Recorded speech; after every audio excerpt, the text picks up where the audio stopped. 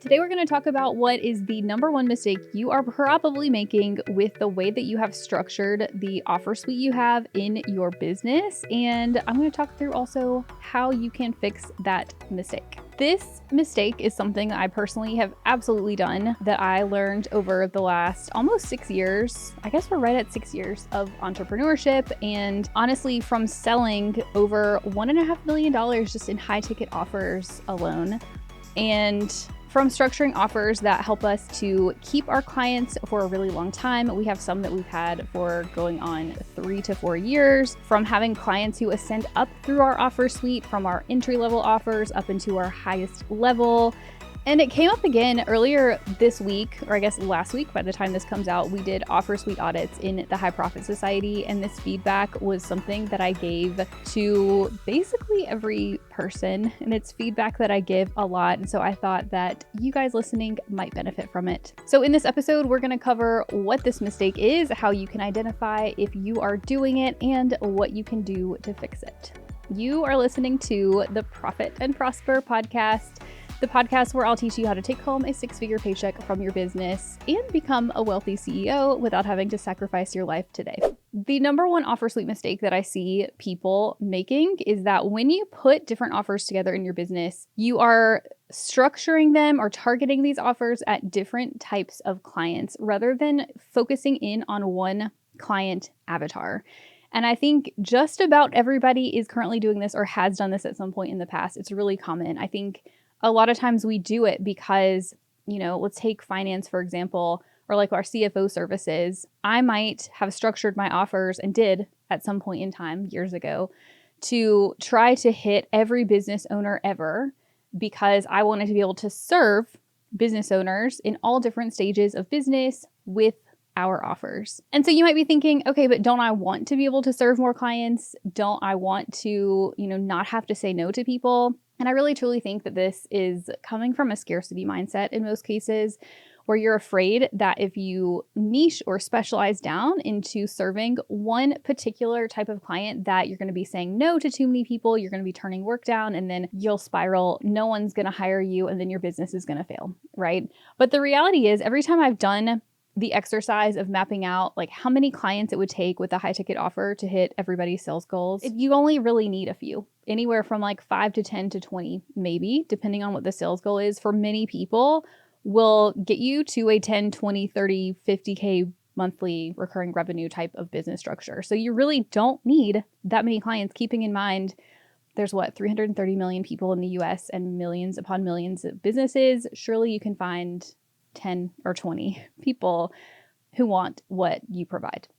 So the reason that it's actually more advantageous to structure your offer suite really to speak to one particular client, there's actually several reasons. It's really about customer retention and ascension. So when you sell a client into one of your offers, and if you have your offer suite structured so that they stay for a long time, whether your initial offer has sort of a monthly recurring model, or maybe you have a one-time offer followed up by a monthly recurring model, whatever it is, if you are able to retain your clients in your offer suite more for longer, you will increase retention, increase lifetime value. Ultimately, it'll make it so much easier on yourself versus having to sell different clients into different offers every single month, like month after month. When your offer suite is really targeted at one type of ideal client, your messaging is also a lot more specific. You're going to be able to make your messaging really focused in on what that ideal client wants, what their goals are, what their pain points are. You're going to have you'll be able to speak to them more versus your messaging being diluted because you're speaking to a different person in a different industry or a different income level or whatever it is at any given time. So your messaging being more specific makes your marketing more effective, makes everything, your whole sales process so much easier. When you focus on one specific client, you are able to give them better results because you get better at delivering results for that one type of client versus you and your team being spread thin. You've probably heard me say this a bajillion times on the podcast before, but I'm going to keep saying it because I think it's important. The better you are at getting your clients results, the more referrals you're going to get, which means less marketing and less selling. The longer your clients stay, again, increasing lifetime value, increasing your sales, your team gets more efficient, which means that your business is more profitable. Like this is a win-win all around. So let's talk about what I mean. Now that I have you convinced, hopefully, that focusing on one specific type of client to make sense, let me actually talk about what this looks like. Let's say that you take Young & Co. So we have our monthly CFO services. All of our CFO services, if you go look at our website, are currently targeted at pretty established business owners in terms of the deliverables that we're providing and the price points. These are not necessarily structured for brand new business owners, but there absolutely was a time where we had monthly services that were aimed at brand new business owners. And what I mean when I say like having different client avatars is going to hurt you when it comes to your offer suite is taking this as an example. If we have a bunch of, new smaller clients as one group over here versus we also have some CFO clients over here who are multi-6, 7, multi-7 figure business owners. Those are two very different client types, and the work that we do for them is going to be different. And if our only two offers are one offer for a brand new business owner and one offer for a very established business owner, there's a huge gap in terms of the process, the transformation, the framework to take somebody from offer 1 into offer 2. And so we've gotten rid of the offers for the monthly recurring work for brand new business owners because we find that we give better results to people who are more established. We can do some of the bigger picture strategy stuff. Not that new business owners don't benefit from that, but it's just different, right? This was tough to maintain, partially because, like I said, the messaging is tough because what a new business owner or a super small business needs is very different than what an established business or a business with a huge team needs. Like the deliverables are very different. The transformation, the goals, the problems are very different. And so it makes the messaging and marketing really difficult. I'll give you another example from my own business. We actually just recently decided to totally split out our monthly CFO services from our tax only services, whereas before we kind of had the messaging jumbled together, if you will. And I had that same realization where the best clients, the clients who we give the best results for, we have the best communication with on the tax side, are not the same as the CFO clients. And actually, we found there was friction where we had clients in our tax only offers who really were big enough and should have been a monthly CFO client. And they wanted the monthly CFO services. They just didn't want to pay for it. And so they opted into our tax only offer. And then we found a lot of friction and frustration on their end because they want, like their expectation of what they want to get is not what is in their package. And so we completely separated. I think of them now in my mind as two separate businesses, even though they're under the Young & Co. umbrella. But the reason I like it is because we're able to split out the team, the messaging, even the client journey, the client experience, everything is just very different. And so having it combined into one business or one business line was really just not working. I'll give you one other example. This was an example from our offer suite audit that we did. So let's say that you are a marketing agency or a marketing consultant. One of the things we were talking about with one of our clients was how she had an offer for clients who were just getting started with their content marketing strategy versus some clients who are really established, who have bigger businesses, who were already doing some content marketing and wanted to take things to the next level. And as we were talking about which group would be better served by a high ticket offer, it's obviously the ones that are more established, that have bigger businesses. You're just going to be able to serve them at a much higher level. But the flow of her offer suite, she had one offer targeted at the initial setup and creation. And then the ongoing offer was really targeted at the established business owner. And so there's definitely a mismatch when you think of it that way. It's like the person who is just setting it up for the first time ever is not as likely to roll into the ongoing offer that is targeted at established business owners.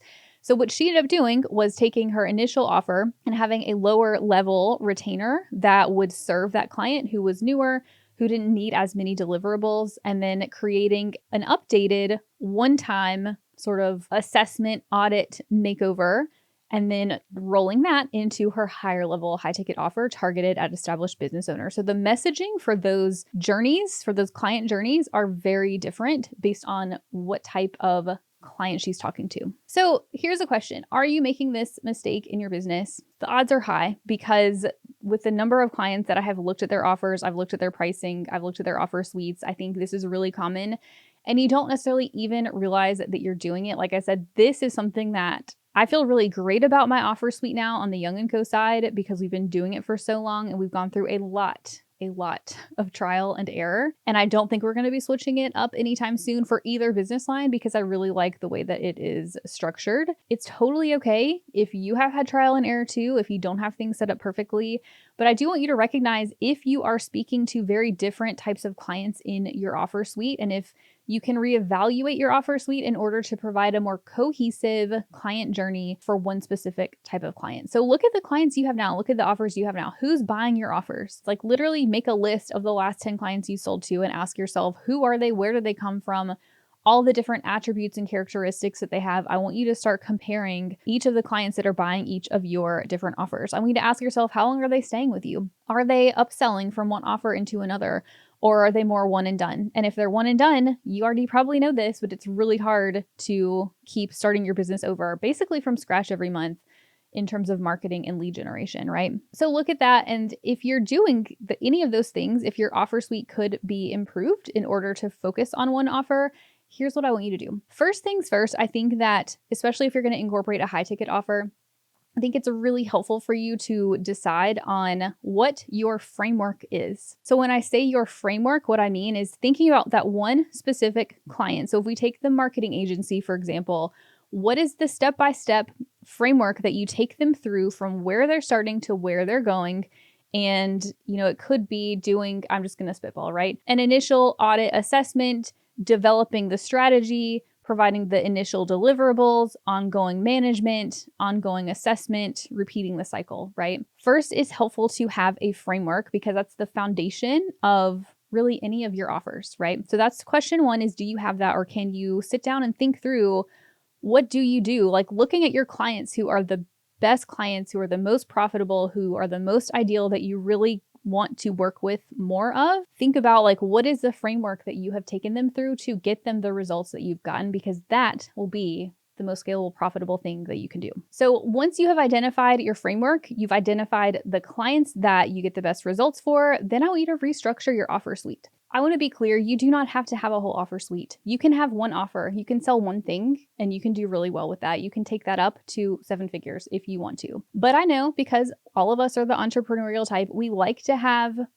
different things to work on. We like to incorporate different ideas. And so I say, as long as you're keeping your eye on the ball, as long as you're staying focused, this is totally fine. I like to have max 3 offers in an offer suite. You've probably heard me say in previous episodes, low, medium, high offer. So if you're going to have a multiple offer suite, then what you can think through is going back to your framework. Can you create offers that would take them through 1 or 2 pieces of your framework at a time? So going back to the marketing agency example, they would bundle up that initial first couple steps of doing the assessment and maybe even the strategy as their one-time offer.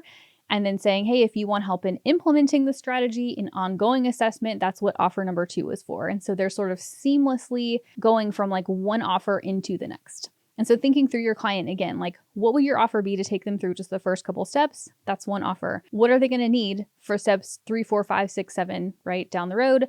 That's offer number 2.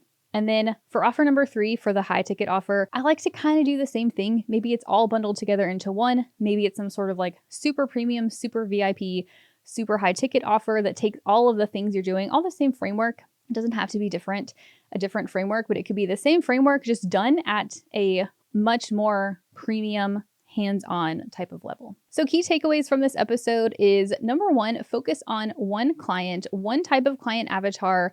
Take them through a client journey, a transformation that gets them from wherever their starting point is to where they want to go, and design your offer suite to help that client ascend from the starting point to the end, whether you have one offer or whether you have 3 offers. From my own personal experience and from working with, I don't know how many clients at this point, this is going to be the easiest way, the fastest way for you to scale your business, to be more profitable, and honestly, for you to be able to hire a team and do all the other things. I think it really truly starts with offers and pricing. So if you also want to dive a little bit deeper into implementing a high ticket offer to scale your business, then definitely go check out my free 3-day mini course, The CEO Shift, at sarahhyoung.com/CEO Shift. and I'll walk you through that whole process, my step-by-step framework for scaling your business with a high ticket offer. All right, so I hope you enjoyed this episode, y'all, and I'll see you back for the next one.